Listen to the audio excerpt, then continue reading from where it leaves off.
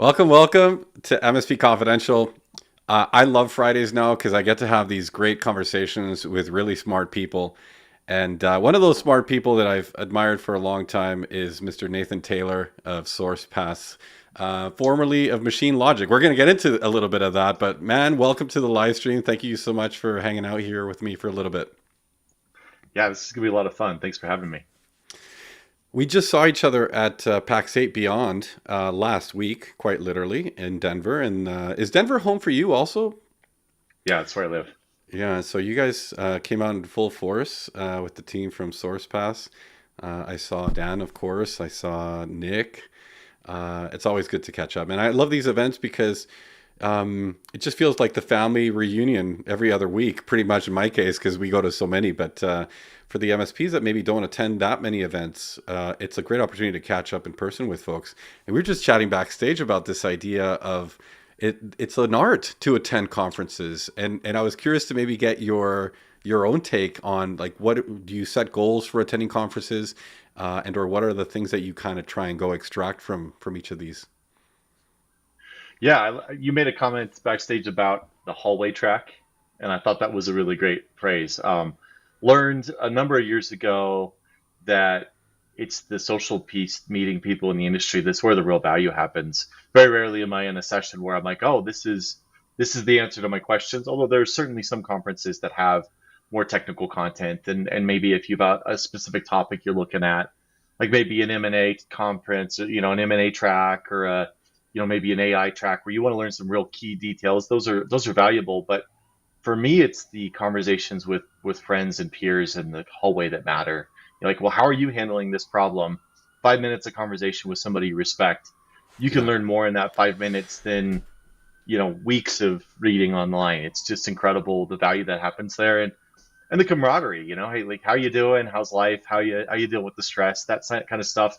It matters because not all your friends and family can understand the stress of cybersecurity and these things that we deal with in our space that your peers can. So Yeah, that stress of cybersecurity certainly seems like one of those shared values or shared experiences that we have. And I certainly, as I was nearing the end of my tenure of CEO, as CEO of ook, the MSP that I had been running for 18 years, that certainly felt like an increasingly hot pressure cooker of trying to stay on top of all the things. And I find that it's especially difficult for a smaller shop because you just don't have the resources needed that maybe a larger firm can take on to tackle some of the challenges. And this is an interesting thing I want to explore with you because, from machine logic to Sourcepass now a year later, I'm sure you have all these other capabilities that it's easy to, in hindsight, forget that you now take for granted. But I'm curious if you've kind of noticed a bit of the struggles you had as a smaller shop now that you're at Sourcepass. yeah, I think that cybersecurity stress was one of the big motivators to really start to pursue an exit for our owner. We all shared that as a leadership team because in the end, those calls end up rolling uphill. Hey, we've got a big issue. Those are going to hit the leadership team, and you're kind of waiting for that other shoe to drop. And it's because we care. We love these customers. We care about the people. We have relationships with them. I mean, some of our customers are 12, 13-year relationships where you've seen them. We've gone through multiple economic downturns together and survived them. And you have these deep relationships with these people. You know that it's not just a number on an accounts payable sheet. It's 300 employees that 30 or 40 of well. And so there's a lot of investment as a MSP in your customers and their people, and the idea that a threat actor could get in there and ruin their business, and then therefore also really impact you. That's a lot to carry, and so we still have that same investment in those customers now as SourcePass, but now we have a much bigger team sharing that load. There's a 24/7 team paying attention, watching all those logs. Something hits on a security tool. There's somebody awake to pay attention to that, which is something we didn't have before, Mhm. and so that is one of the big things that changed. It's kind of that day-to-day pressure and stress definitely changed as we moved into a larger org. A lot of it got lifted because there's such a broader team to spread all those burdens around and to really put the right resources behind. So You guys are about a year in, or a little bit more than a year into the sale to Sourcepass. Do you miss the smaller shop days? And smaller shop, I mean, you guys were 30 people, so maybe not as small as your typical 7-person, 10-person MSP, but I'm sure there's dynamics that maybe, um, feel like comfort food here and there.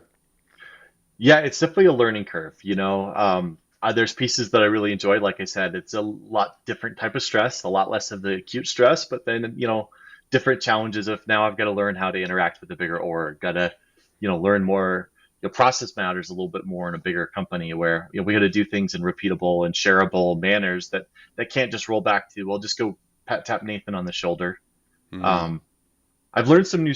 I've had to learn new skills. There's a In a smaller MSP, you have this mindset of just roll your sleeves up and do it. I just jump in on stuff, and then you get into a large MSP, and it's like, no, I actually have a job now. I can't stick my fingers on anything that looks interesting and that needs help because I have a job and I have deliverables, and I've had to learn some new skills and how I kind of prioritize my time and how deeply I get sucked into things because um, it's just I have that habit of just jumping in and owning stuff that doesn't quite work the same when you're one of 500 employees as opposed to one of 30 mm. employees. Yeah, spoken like a true So ex CTO, Nathan. yes. No doubt, and I think this is really I hear this brought up by lots of people repeatedly.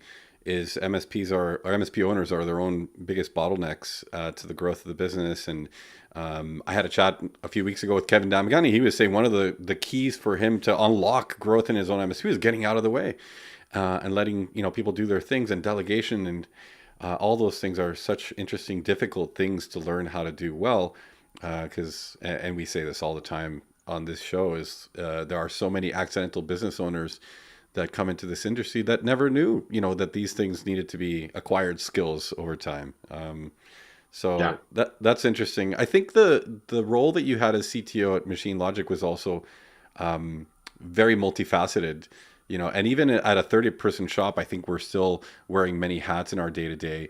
And Hmm. so as you get more and more focused now in a bigger org, I think also you have to kind of step up a bit of the, let's just call it stamina to do a narrower focus of things for a longer and more extended period of time. And maybe talk to me a little bit about that, because the reference I want to make is just how maybe the dopamine effect of jumping from issue to issue and sort of being able to hop around into different things, the variety, I guess, of being in a smaller shop is quite appealing to a lot of people, and maybe things become a little more dull, to put it bluntly, as you go into a bigger organization. Yeah, it's a really insightful comment. You've apparently been listening into some of my conversations with my boss. Um, you know, a lot of us get into these roles because we're ADD multitaskers, and the MSP industry was perfect. I worked with coworkers over the years who are like, man, I can't handle the interruptions, and it's like, man, I thrive on it, right? That bounce from thing to thing was how I'm wired. No, I think there's reasons that's not always healthy and not as productive as it could be. Um, but there is a dopamine hit from, hey, I learned something new, I solved a new problem, I went and helped somebody, and um, that was every day in the previous role, and so I have had to learn how to be more focused and kind of driven, and that kind of goes back to that comment of realizing I can't just jump in and own things. There's that Mm. instinct, and I think it is because, like you said, I do get a reward out of it. It's like, yeah, I solved that problem. I get that win, and so I think I've learned a couple things. I think it's important to really start to think through what you're being asked to do, what's your deliverable in your role, and really own that, really engage on that, and say, hey, what am I here to do, and figure that out, and then to find outlets for that creative side, right? You know, they don't necessarily have to be directly related to your job. So, I've been doing a little bit of technical writing on the side for some blog posts I'm gonna start publishing, and I started a podcast with a friend where we're starting to just that outlet for that. Let me nerd out. I got all this nerd inside of me that I got to let out, and I can Mm. kind of feed some of that need to be all over the place into something creative, so that I since it's not the same scenario at work, necessarily, I just can't be all over the place because it just doesn't work the same in a larger org. Yeah. I think those outlets are important. And I did notice the podcast. I made a note to go, and you probably have a few episodes out already.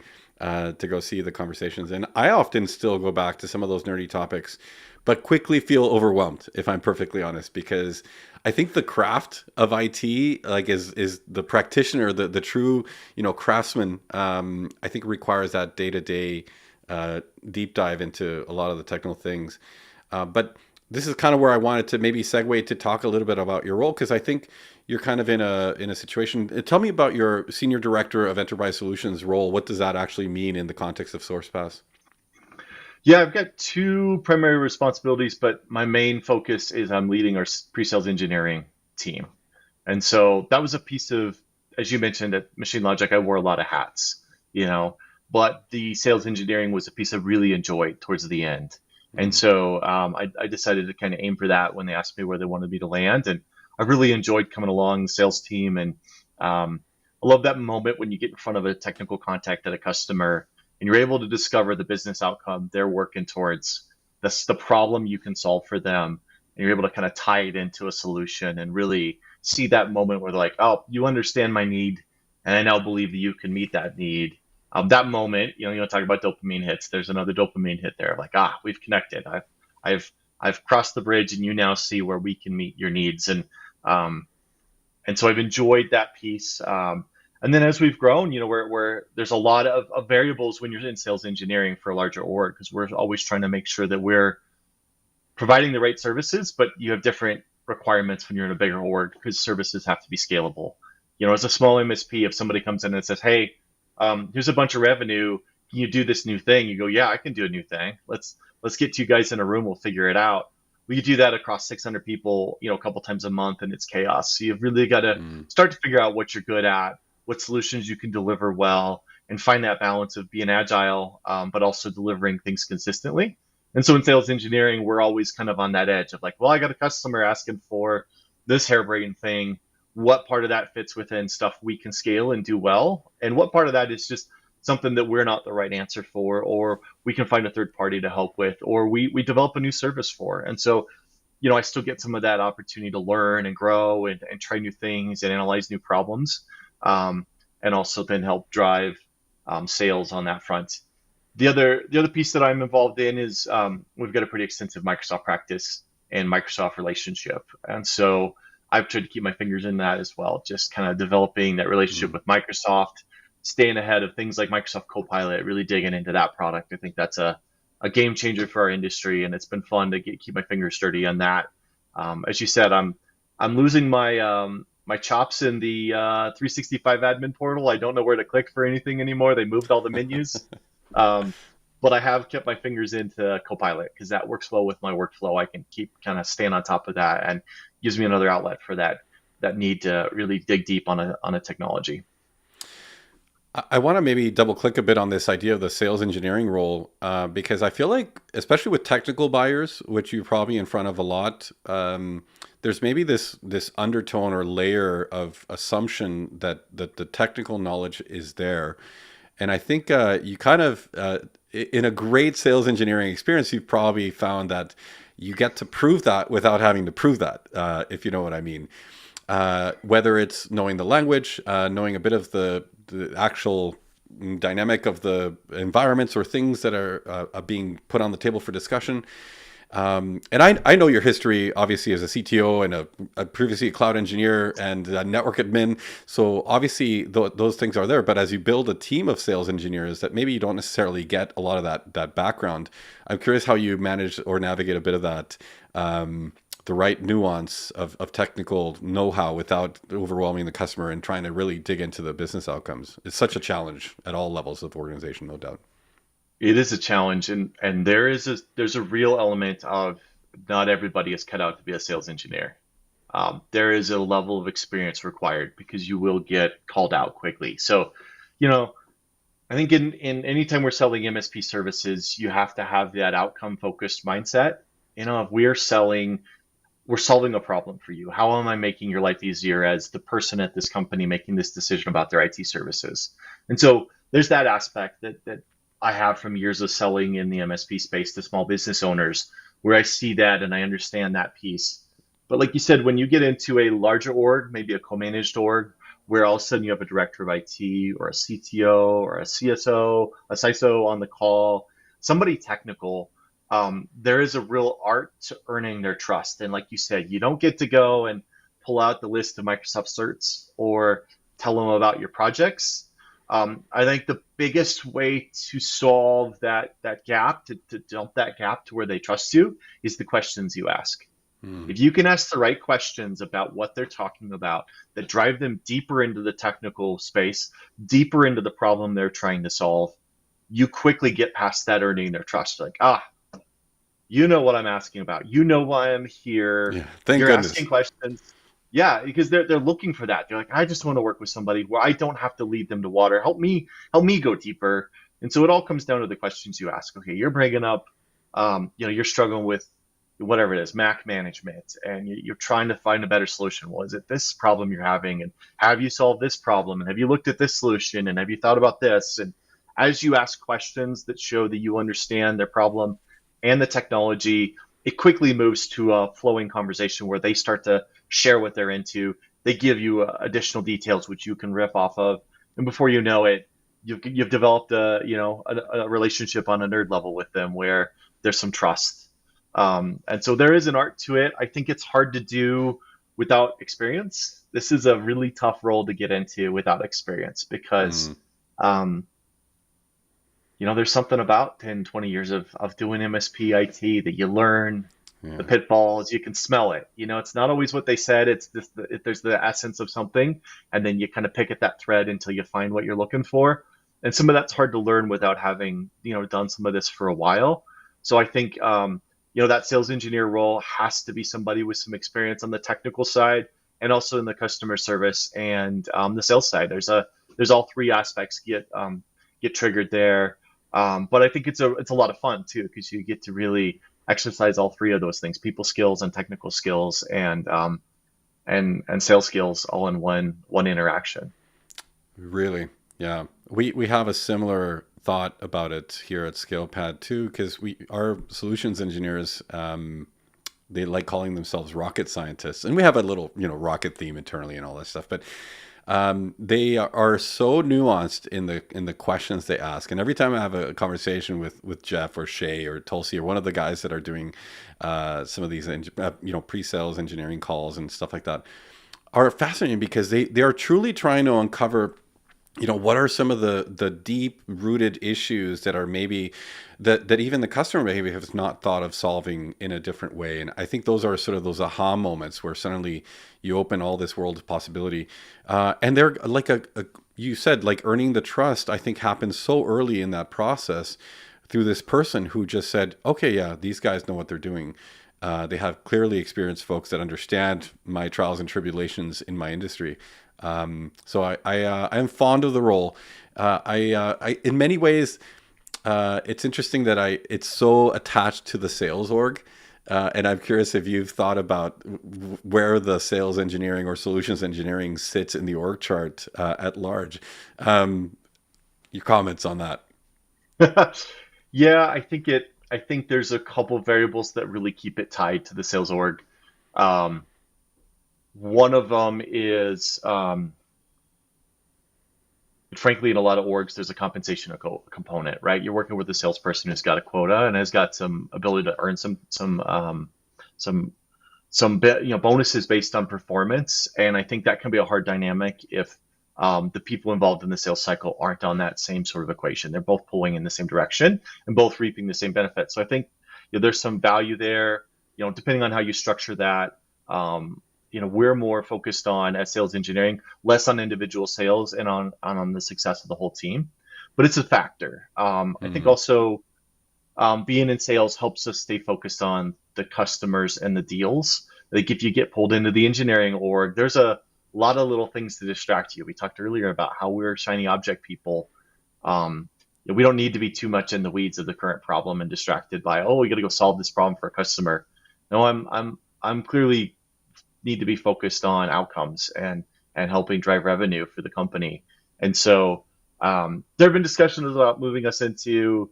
Sometimes it's talked about moving us into the solutions org, which is kind of the part of the company that does a lot of quoting and project Architecting, scoping, figuring out scopes. Yeah. architecting. And and if you've got a VCIO practice, which ScalePad has a lot of input on, there's a real lot of alignment there. The same guys who are good at sales engineering often make really good VCIO roles, right? It's a similar skill set. Um, but I think it really comes down to it's a different set of outcomes you're driving. Are you Hmm. driving, your VCIO is driving that long-term roadmap and customer relationship, whereas your pre-sales engineer is really trying to help close deals.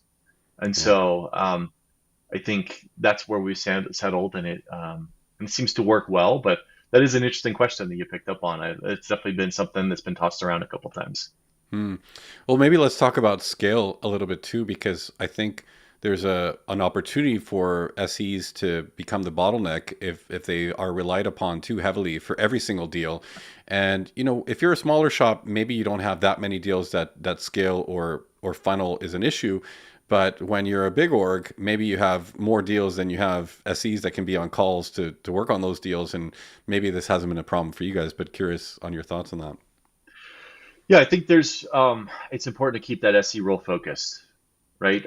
That's why salespeople are great. The sales is a lot of work. It's a lot of busy work, follow up emails, phone calls. I think it's key to be careful not to have your SEs get too tight at the hip to every sales call. They've got to be on every call. Can you find ways to keep them in the calls that are technical? There's a couple key moments, early calls when you're really understanding the scope and you're earning that trust and you've earned that trust. But do I have to be on every sales call through the whole process? Some of these sales cycles with mid-market companies can be months and months long. Hmm. And it's, weekly meetings to talk about revisions and MSAs, and it's got to go in front of a board, and they've got three proposals they're reviewing, and then we have to go revise it. There's a certain art to saying my skill set is valuable, and we can be hard to find guys. So make sure we're in the right meetings. Make sure we're in the meeting where we're really driving value. But if it's just a touch base to make sure that we've got yep, we're still closing next week, that's probably not a place for the sales engineer to be. And I think that's a key detail, is to make sure they're in the meetings that they can add value. Um, and then we really try to leverage some of the guys in our solutions team to really help drive value too. When it comes into big projects, quoting big projects, even for new prospects, is a lot of meetings as well. It's a lot of time.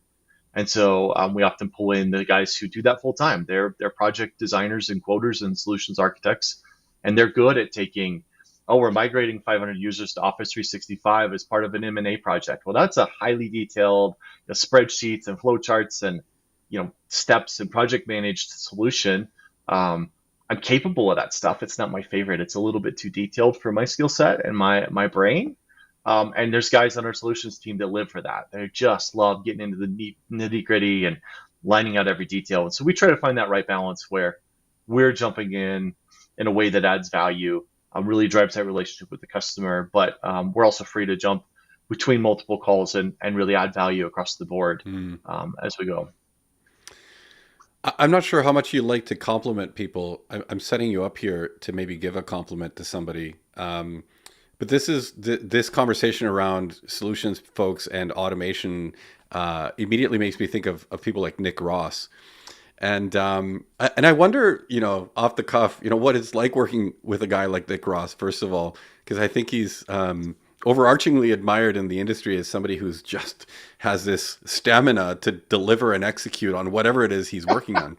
But never mind his CIS stuff, because that's a whole like bag of tricks right there. But like the automation, building, business to business tool sets and APIs and stuff like that. But I don't even know where I'm going with that, other than to ask you to give him a shout out, perhaps. Yeah.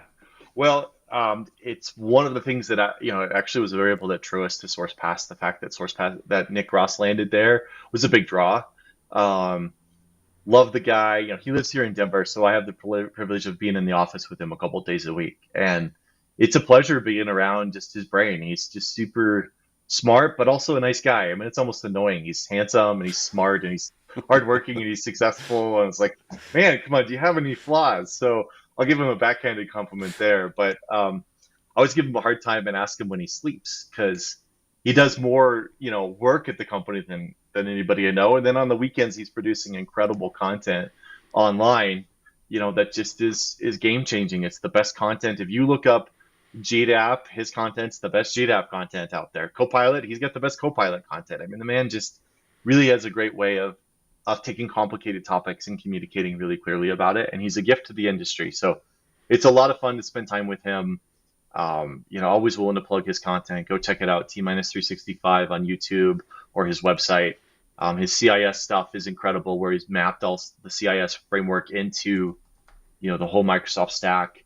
And he's one of the many people, we talked about PAX 8 Beyond earlier this week in the conversation, right? There is Yeah. there's a group of people at that company, and also just in the community, that are all really motivated by raising all the ships. This is not a selfish endeavor. This is an endeavor to make everybody be more successful, everybody be more secure, drive us all to perform better. And I put Nick Ross into that group, along with the guys like Matt Lee, that just are invested in seeing everybody do better, everybody be more secure, everybody be more intentional about protecting our customers and improving our tradecraft. And so it's great to be around people like that as much as possible. Truly. And agree all around. T-365.com. If I can, I threw a comment into the YouTube so people can see it later on if they're watching back afterwards. Um, in this vein of automation, and maybe in your role now, sort of this pre-sales and maybe connecting those teams to back of house ops, rev ops, and other functions that maybe larger orgs tend to have. Is there, I guess, a risk of trying to over automate things that require a very nuanced approach or manual approach? And you talked about it a moment ago. Sometimes you just can't, you know, uh, templatize the architecting of a solution for a customer. Maybe you can have some starting points, but there's so much nuance in that. And where do you find, the balance of trying to automate versus keeping some of those lanes clear for true innovation, I suppose? Yeah, I think that's the balance we were talking about earlier, even with kind of which solutions we offer, right? There's a balance between what's scalable and what's automatable, and what has to have that human element. Um, and I think it actually really ties in really well with the Copilot conversation. Where does AI fit? Automation AI, it's kind of a similar conversation.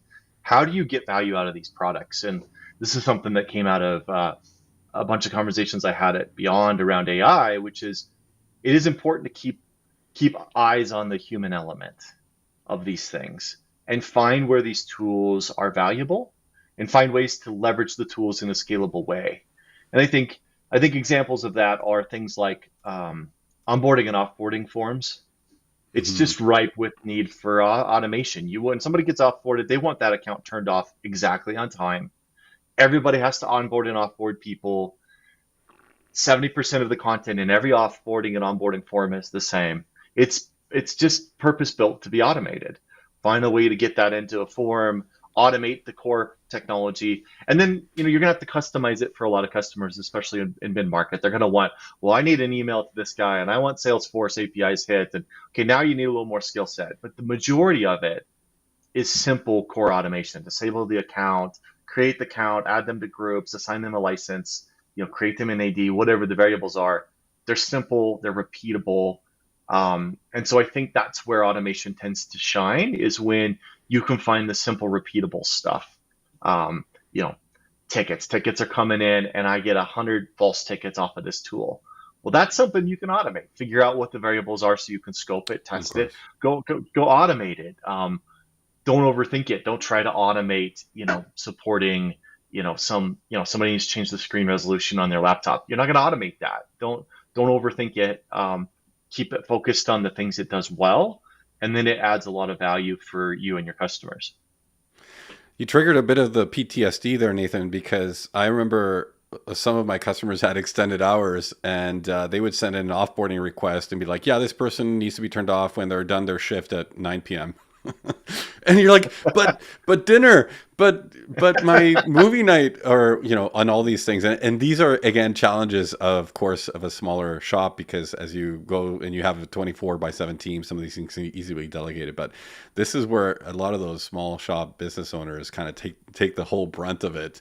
And there's this like undertone of resentment, if I could call it anything, that seems to exist, and maybe it's sort of what we detect or perceive as jaded IT people, but it's this uncommunicated resentment that is definitely there. And so I love how important it is to really automate for these things, and be able to verify that these things succeeded, that they work properly. At PAX Beyond, speaking of conversations in the hallway, I chatted with this MSP, three, 4 person MSP based out of Philadelphia, and these guys are automating 95% of their ticket resolutions. And they're grabbing an issue that came in through a ticket, sending it into Copilot to get a script that if the issue can be fixed with the script. And then somebody is just reviewing whether the script will actually fix that issue or not, and then sending it into the RMM. And suddenly, like the noise is just lowered way down. And the more and more we start to see people doing this, leveraging AI and Copilot, I think it's going to be incredible. What are some of the most salient uses you have today for Copilot, maybe personally, but also across the org? Yeah, I mean, we've been really digging into Copilot, which of course is now like a dozen products across the Microsoft land, right? I mean, they've Yeah. co-piloted all things. The one we're spending a lot of time in is the Microsoft 365 Copilot, where it's embedded across your productivity environment. I think it's a game changer. The thing that always strikes people is the ability to create notes off of meetings.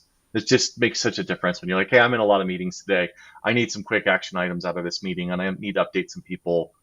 It's automatic. It's done. It's created for you, or you can generate them in seconds. The ability to search for things, its search is just astounding. Hey, I need to find a spreadsheet that my coworker sent me 3 weeks ago about the CIS framework. How are you going to find that? You can't remember which coworker or what the name of the document was. Searching for that using standard search is hard, but I could type that sentence in, and Copilot does really well with it. So that ability to find things, to kind of help you summarize that email chain. You get that 60 email chain you get looped into of gets back and forth between two people for 2 weeks, and now they're CCing you, and you're like, I'm not reading 60 emails. Well, Copilot will summarize it for you. We'll give you the key points. That kind of stuff that just saves little moments of time is huge. The ability to create content is really nice. Not that I use the content it creates consistently, but it gets me through writer's block. Yeah. I enjoy writing. I really do.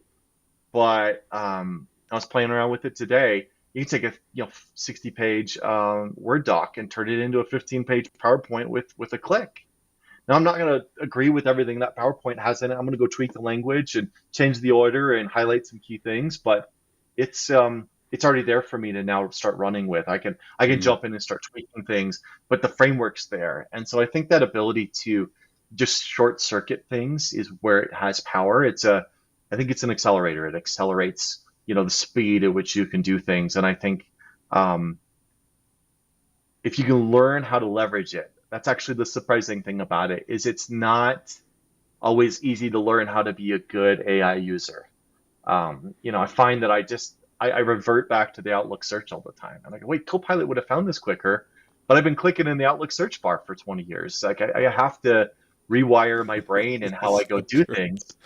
And that learning curve is going to be real for all of us. And the people who get ahead of that curve are going to have some advantages. So it's really important to be using it and keep your fingers in it and just rewire your brain to think in these new paradigms. I mean, you were talking about that MSP that's eliminating a lot of their volume. I think there's some paradigm shift innovations happening in our industry, driven by kind of the maturity of the industry and the consolidation in our industry. But I think AI is going to accelerate a lot of those things, and Yeah, it's no just going to doubt. be it's going to be a different world in 5 years. We're going to look back and go, man, that was when things really started to change. So Yeah. I think Malcolm Gladwell kind of said it really well. I think none of us really understand what the world is going to be in 5 years, given this technology. We just don't have the level of comprehension yet. We won't know it until we see it. yeah, But speaking of writer's block, sometimes I admit I will ask ChatGPT for ideas for conversation topics. And so one of the things I often start with is asking ChatGPT is, do you know about Nathan Taylor of Sourcepass? And of course, ChatGPT can go search the web and it'll find some highlights and be like, it'll give me the summary, maybe LinkedIn, level type of stuff. But then it's like, we're going to have a conversation, no particular agenda. We're just going to kind of get into some MSP topics. And so ChatGPT had some suggestions here of things that we could talk about. And I thought maybe there's something interesting that you would like to pick out that we haven't already talked about. Yeah, this is great. It's always fun to see what you see here. I think one of the ones that sticks out to me in that list is MSP growth strategies, and this is what you kind of pinged me on when we were talking at Beyond. I think there's some value here, which is I think maybe one of the most interesting experiences of my career was going. When I arrived at Machine Logic 9 years ago, 10 years ago, we were a 12-person company. We grew it to 30 people. We bounced around at 30 for 3 or 4 years. You made a comment earlier about how the bottleneck of growth for a lot of MSPs is the leadership. And Dan and I have both said that the leadership team, we count our fingers in too much. And it was part of why we kind of bounced around at that 30-person size. It was the size we could keep our fingers in. And we struggled to get past that. But it's been interesting to then go through, being acquired and then getting integrated. And I feel like I learned a lot through that process. And I think it's just interesting to watch what really mattered through that process. Mm, You go to these conferences, and there's a lot of conversations about organizational maturity and how important it is. But having watched us go through this transition, watched other companies get acquired, um, I will say that all the effort we put into being, having a high level of OML or organizational maturity level, operational maturity level, um, really helped with the acquisition process and the integration process because we had really aligned our accounting practices and our business practices with standards in the industry.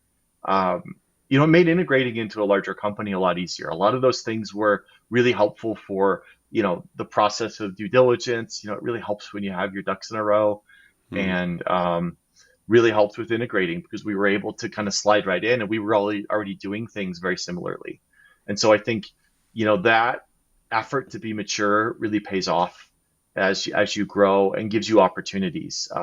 You and I were kind of talking about, what are you building your MSP for? Are you building it just to, you know, what is the new term? A lifestyle business? You want a lifestyle business, or are you building it to be acquired? And I think, like many things, that answer may change over time, right? I don't think Dan built it with the mindset of selling as like, hey, we're going to go build something to sell. He built it because he had a passion for technology, passion for customers, and enjoyed it. And so we built this business, and Dan built it over 20 years, and I've been with him for 10. And I don't, 5 years ago, I don't think getting acquired was high on the list of priorities, but over time, priorities changed. And then, having that maturity involved really allowed that to be a smoother transition because we were already in the right position to kind of demonstrate we were doing things the right way. And it really helped with the transition. Hmm. I have two things I want to maybe click into. One of them is just going back a little bit to sort of going from a 30-person shop to 500. There seems to be, just generally speaking, a lot of importance given to the individual that took the organization from point A to point B. And it's interesting that I think between 30 and 500, there's maybe a lot of those milestones that somebody might be, called in for because they knew what to do and they understood the changes or operationally, organizationally that they were going to have to go through. And I'm curious if you felt that the leapfrog from 30 to 500 left you missing out on any part of that process.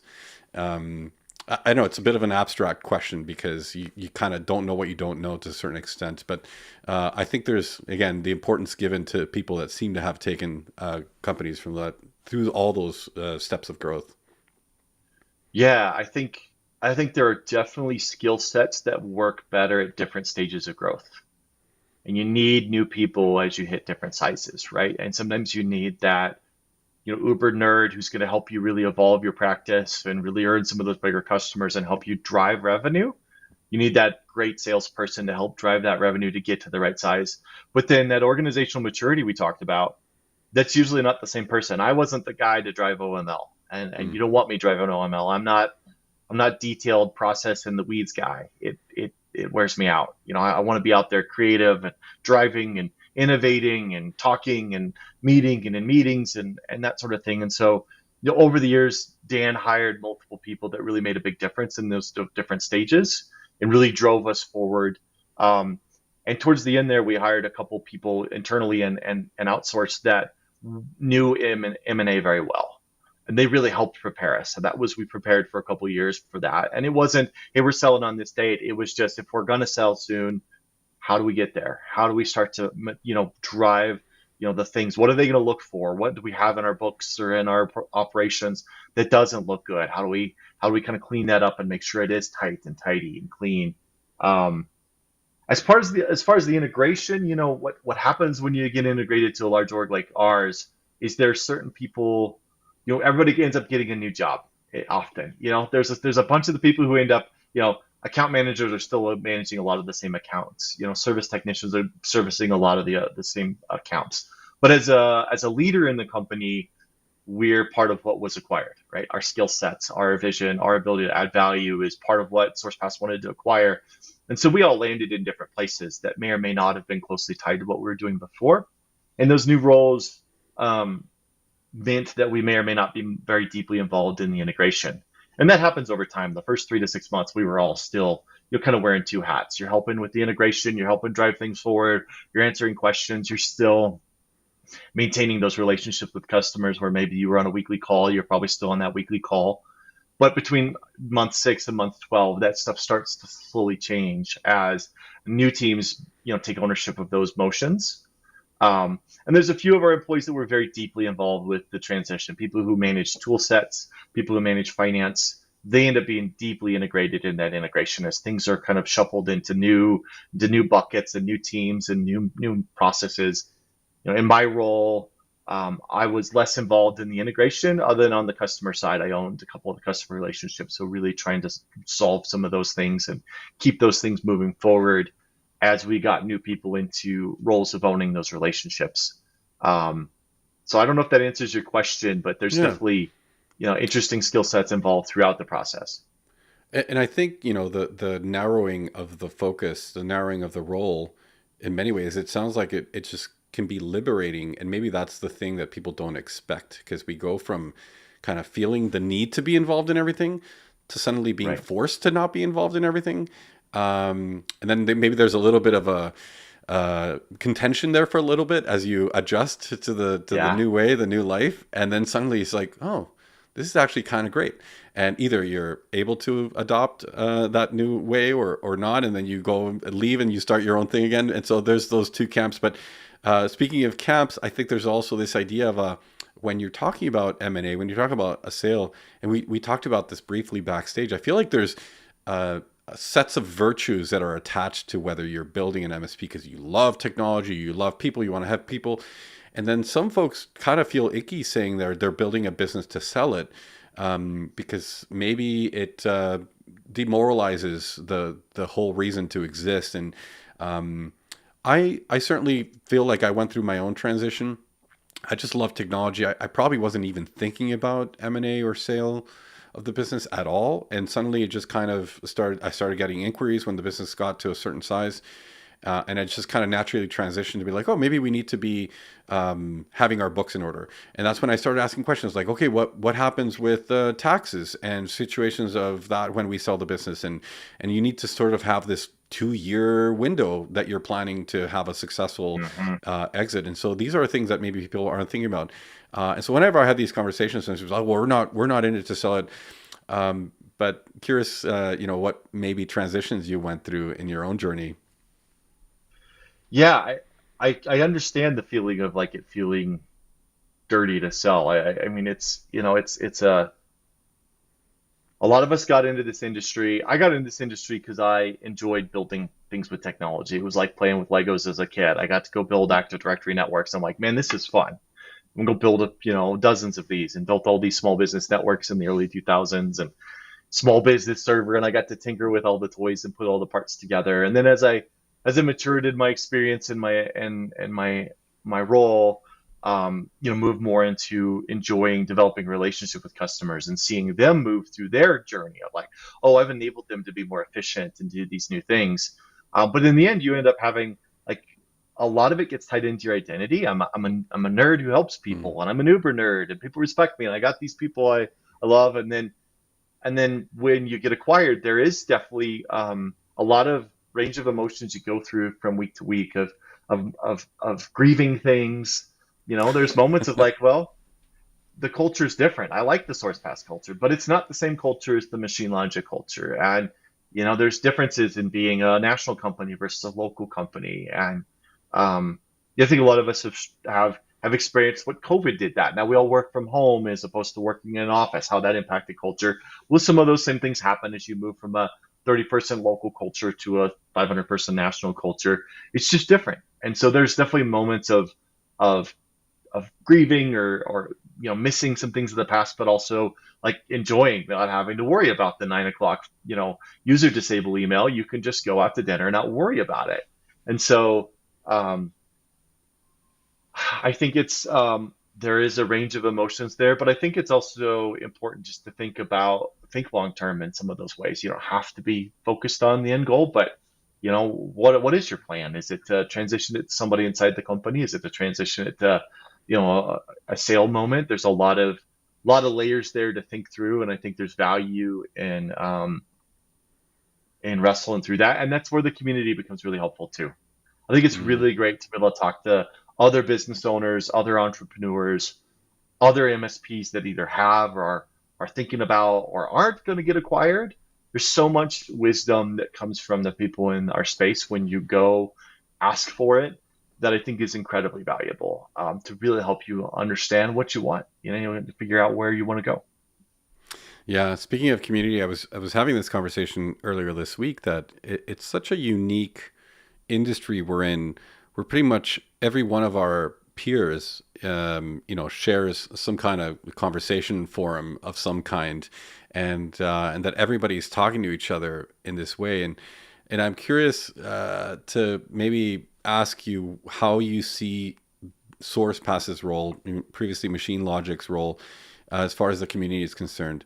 And this kind of shows up in different ways. We met on the PAX 8 Advisory Council back in 2020. And so this was maybe one of those ways that you show up for the communities. You help the vendors drive some of the decision making and best Hmm. practices that you want to see for the industry.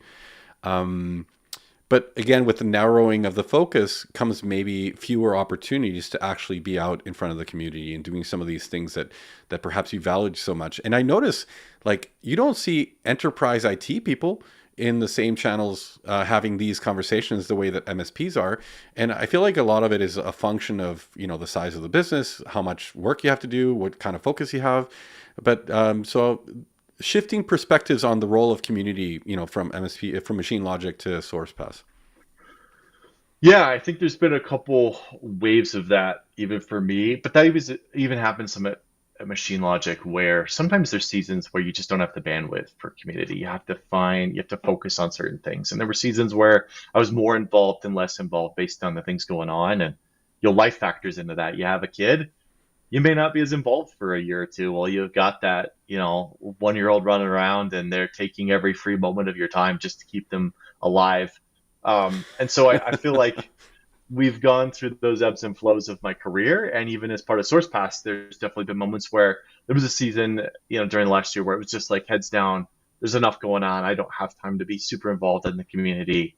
Um, but as you can see through people like Nick Ross, at how we turned out at PAX 8 Beyond, our org definitely values being a part of that community. And I think they see that vision of this isn't about us or you or us building our business. This isn't, a meat market where we're trying to find more people to acquire. It's let's raise all ships through just being good people and interacting with the community. Let's all encourage each other, learn from each other, help each other.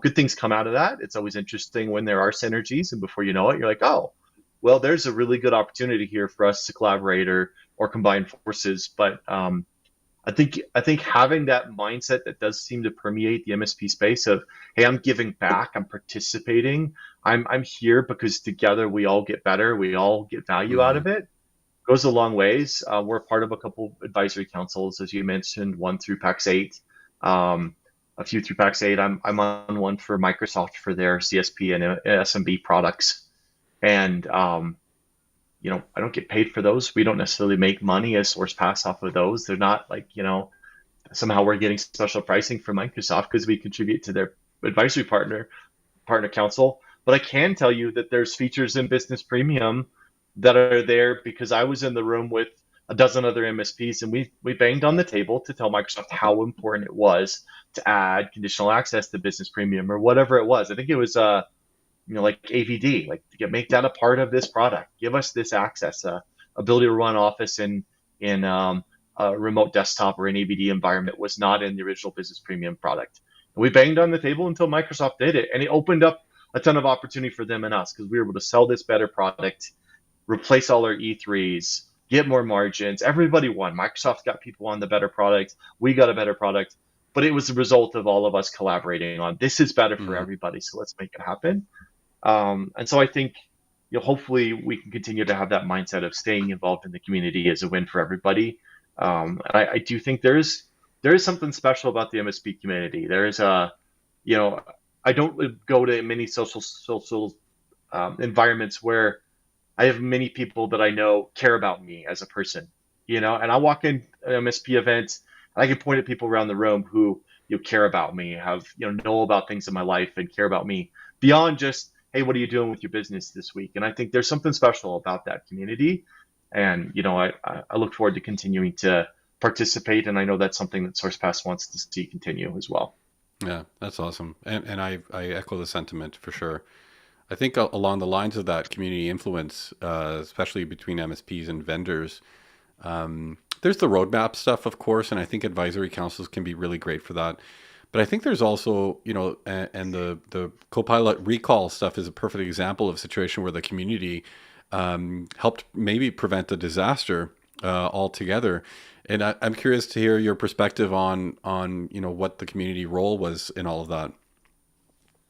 Yeah, I think there's times we can really drive change, and other times it doesn't go as we hoped. I mean, let's pick on Microsoft here.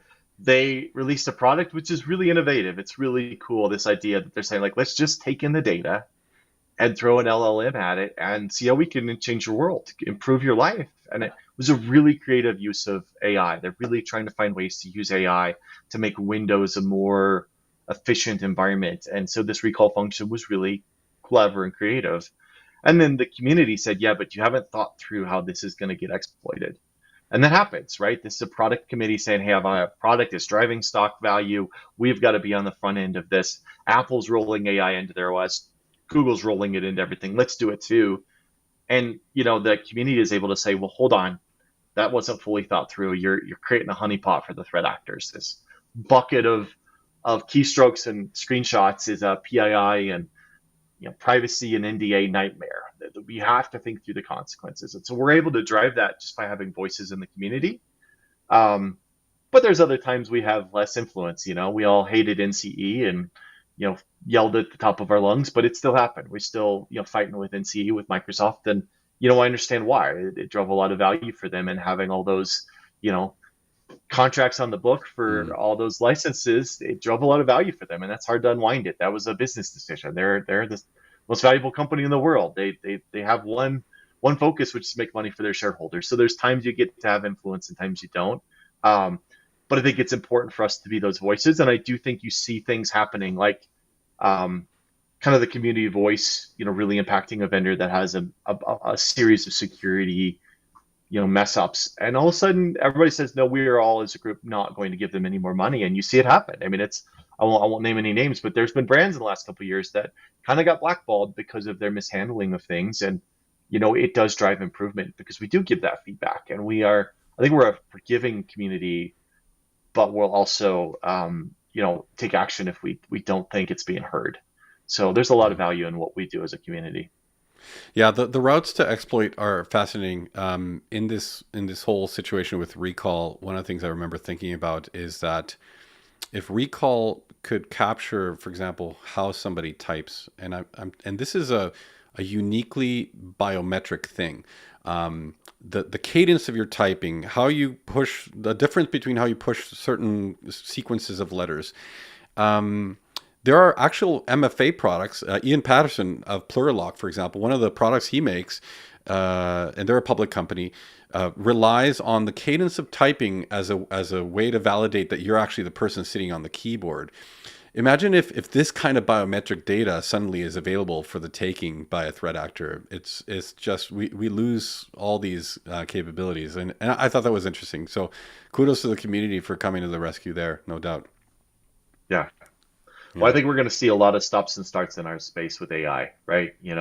Adobe changing their terms of use to say, hey, we can train our model on anything created with any of our products, and their entire community going, hey, hold on, my content is what I live off of. That's what I make is how I feed my family. You don't get to harvest my data. And I think there's just going to be a lot of back and forth because this AI stuff is moving so quickly. There's such a land grab.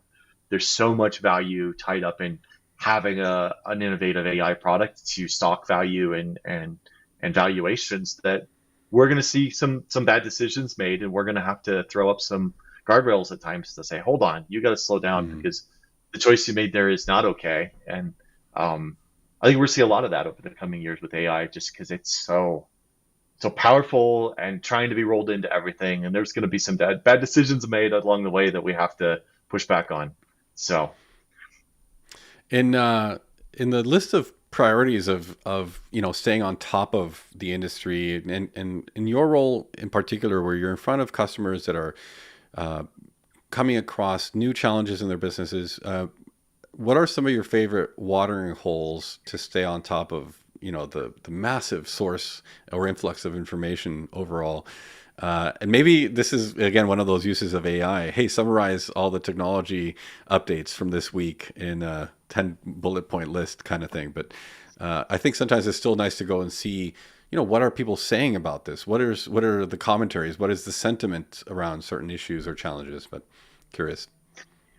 yeah, I think I have four primary ways I stay on top of what's new. Um, LinkedIn is great. Follow people that you respect on LinkedIn, and the good ones are producing content and sharing it on LinkedIn. The Spencers, the Matt Lees, the Nick Rosses. The list can go on, but there's a lot of really good people out there producing really good content about our space, about technology, and you can quickly stay up to speed on what's going on. LinkedIn seems to do a good job of understanding what you're interested in and Mm, providing extra content. Um, you follow people who are similar to you, they're going to like stuff that you find interesting. And so I'm pretty quick to I spend a lot of time on LinkedIn every day, just kind of scrolling through, looking for information because I'm an information nerd. I love to learn. I love to absorb it. And, um, you know, scrolling Facebook and Twitter is not good for my brain, but I can do it on LinkedIn without corrupting my brain. It's a different experience. So LinkedIn's key. I think there's some really great channels on YouTube. The YouTube content being created now is game changing. And mm, so building a list of subscriptions in YouTube and just keeping an eye on them. I don't watch all the videos. There's a lot of people, Nick Ross, I love his content. He goes in such depth and so deep that I have to pick the content I watch from him because I don't have enough time to watch all his content. But I like to see what he puts out. And oh, this video is one worth spending the time on. There's a lot of people like that on YouTube that I like to follow. Um, I really enjoy. There's a couple tools that could be useful. Finding a couple sites that have good content that you can then subscribe to. Back in the day, I still mourning the death of Google Reader. I love that product, but I'm using like Feedly now and Pocket to try and go through some of the websites that I like their content. I don't want to read everything, but I want to circle back on content and save it for later. Is something I do a lot of. So like Ars Technica and Bleeping Computer and some of these sites have really good content for our space that can be helpful to keep up with. So finding those sites and keeping up with them. I guess the three main ones I'm using there instead of four, yeah. but that's how I try to keep up to. Oh, I know what the fourth one was. I also find podcasts I really like. There's some really good podcasts out there, and that's a great format for me to learn because I can do that while mowing the lawn or driving to the grocery store. Get in a quick half hour, podcast about Microsoft 365 or a security topic. I'm tuned into a bunch of podcasts on CMMC right now because it's a topic I want to understand better. And it's a great way to get great content from people who are really digging deep on it, in little bite-sized chunks. So Yeah, I really enjoy my TLDR email newsletter every morning, and there's something interesting about the stuff that people are talking that is just very nascent, I guess, in the trend department. These are not things that are necessarily a challenge to businesses or enterprises just yet, but it's kind of interesting to be around a bit of those watering holes where these issues are just coming up. So I definitely will take. I do a lot of YouTube subscriptions. There's a bunch of podcasts that I'll put on airplanes. With all the travel I do and so on. So this is great. Man, Nathan, it's always great to catch up, my friend. It was so great seeing you last week at PAX 8 Beyond. And today is just proves once again how deeply you think about the industry and technology, and why I love chatting with you so much. So I appreciate you hanging out with me for a little bit here today, and thanks for Sourcepass's partnership with ScalePad, of course. Yeah, thank you. Yeah, thanks for having me. It was a lot of fun. I had really, really stimulating conversation. So thank you. Right on. Well, thanks everybody for joining us. We're here every Friday at noon Pacific, 3 p.m. Eastern for MSP Confidential. We have on the SkillPad YouTube channel. This will be now the 33rd episode in the series. They're quickly adding up. We were talking about this when you just need to get something started and suddenly you're really down the path and can look back and be like, yeah, this has been fun, and each one of these conversations is, like you say, so stimulating and so fun to get into some of the details. So I appreciate your very wide thought process on some of these things that I know affect a lot of MSPs, and hopefully some folks can get some value from today's conversation. So we'll see you next Friday. We're going to do a session with Frank Branch from the SkillPad team. We just had our SkillPad Innovate virtual event yesterday, where we got into a bit of the platform vision, and there was this idea of getting Frank, who is our data AI engineering manager, to dig into some of the topics and how a SaaS vendor is thinking about this, not from a marketing bullet point perspective, but rather just from the implementation of data architectures and things to think about. So we're going to drop that next week for Friday's episode, and hope people can tune in. Until then, thanks again, Nathan, and thanks to everybody else for watching. We'll catch you on the next one. Ciao.